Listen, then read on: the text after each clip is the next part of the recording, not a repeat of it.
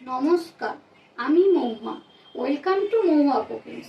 আবারও আমি চলে এসেছি নতুন স্বাদের একটা রেসিপি নিয়ে। চলুন বন্ধুরা, রেসিপিটা এবার শুরু করা যাক। হ্যালো বন্ধুরা, আজকে আমি বানাবো নিরামিষ শাহী আলুর দম। এই আলুর দমটা আপনারা যে কোনো নিরামিষ দিনে বানিয়ে নিতে পারেন। এই আলুর দমটা বানানোর জন্য আমি কিছু গুঁড়ো মশলা নিয়েছি। হলুদ গুঁড়ো, লঙ্কা গুঁড়ো, জিরে গুঁড়ো, কাশ্মীরি লঙ্কার গুঁড়ো, ধনে গুঁড়ো আর গোলমরিচ। এগুলো সবই আমি 1 চামচ করে নিয়েছি। আর বড় সাইজের একটা টমেটো বাটা, 4 চামচ টক দই আর বড় চামচে 2 চামচ আদা জিরে বাটা, পোস্ত, কাজু ও চারুমগজ সব মিলিয়ে আমি 2 চামচ নিয়েছিলাম। আর 1 কেজি মতো আলু আগেই আমি প্রেসার কুকারে দুটো সিটি দিয়ে আলুটাকে নামিয়ে রেখেছিলাম।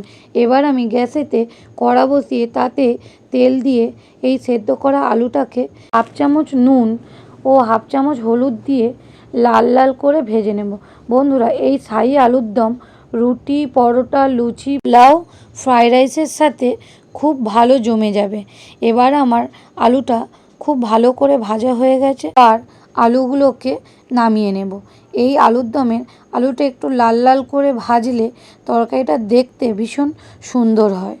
এবার আমি ফোড়নে গোটা জিরে, 2টো শুকনো লঙ্কা ও গোটা গরম মশলা ফোড়ন দিয়ে একটু সেন্ট ছাড়লেই ওর মধ্যে আমি বেটে রাখা আদা জিরের পেস্টটা দিয়ে একটু নাড়াচাড়া করে আদা জিরের কাঁচা গন্ধটা মরে গেলে ওর মধ্যে আমি বেটে রাখা টমেটো বাটাটাও দিয়ে দেব।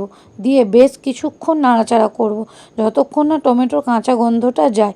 তারপর আমি একটা ক্যাপসিকামের হাফটা কুচিয়ে নিয়েছি, সেটাকে ওই তেলের মধ্যে দিয়ে ভালো করে ভাজা করে নেব। ক্যাপসিকামটা আমার খুব ভালোভাবে ভাজা হয়ে গেছে। এবার আমি যে গুঁড়ো মশলাটা নিয়েছিলাম সেটা আমি টক দইয়ের সাথে খুব ভালোভাবে মিশিয়ে নিয়েছি। সেই পেস্টটাই এবার আমি এর মধ্যে দিয়ে দেব, দিয়ে খুব ভালোভাবে কষিয়ে নেব।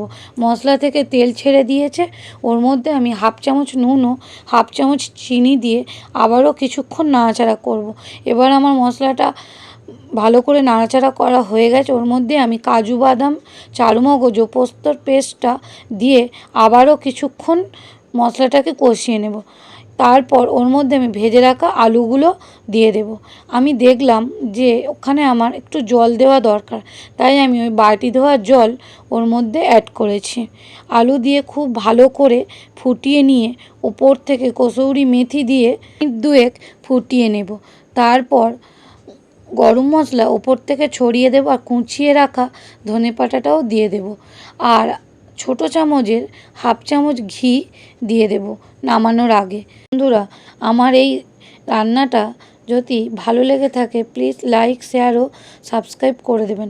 আপনাদের একটা লাইক, শেয়ার আমাদের কাছে খুবই গুরুত্বপূর্ণ।